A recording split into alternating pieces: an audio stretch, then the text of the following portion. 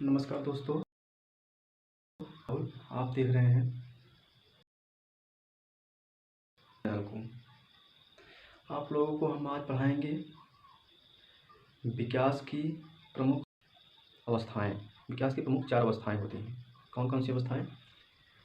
विकास की प्रमुख 4 अवस्थाएं।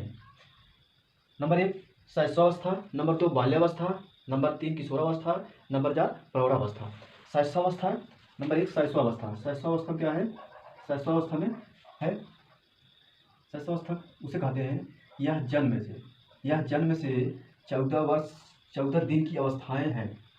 यह जन्म से 14 दिन की अवस्था है। इस अवस्था में शिशु को नवजात शिशु कहा जाता है या नवजात शिशु कहते हैं। कि यह जन्म से 14 दिन की अवस्था है। इस अवस्था में शिशु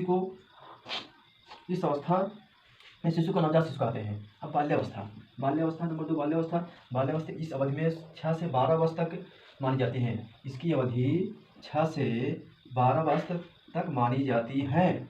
बाल्यावस्था वास्तव में मानव जीवन का वह अवस्था है, वह स्वर्णिम समय है जिसमें उसका सर्वांगीण विकास होता है। इसे जीवन का अनोखा काल कहा जाता है। क्या कहा जाता है? इसे जीवन का अनोखा काल कहा जाता है। स्वर्णिम समय या बाल्यावस्था जो है, इसे जीवन का अनोखा काल कहा जाता है।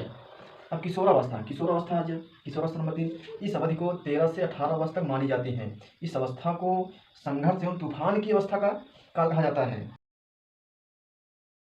पूर्ण अवस्था है। इस अवस्था में 13 से 18 वर्ष तक मानी जाती है। इस अवस्था को संघर्ष एवं तूफान का अवस्था कहा जाता है। प्रौढ़ावस्था हो जाएगा। इस अवस्था की अवधि 21 से 40 वर्ष तक मानी जाती है। यह टॉपिक बहुत ही महत्वपूर्ण है। इस टॉपिक से बहुत बार क्वेश्चन उठाए जाते हैं। बहुत यूपी बीएड नहीं, TET, C TET, super TET, उसके बाद बीएड एग्जामिनेशन में फर्स्ट सेमेस्टर, सेकंड सेमेस्टर इत्यादि में पूछे जाने वाले क्वेश्चन है। आप लोगों को याद कर लेना है। जय हिंद दोस्तों।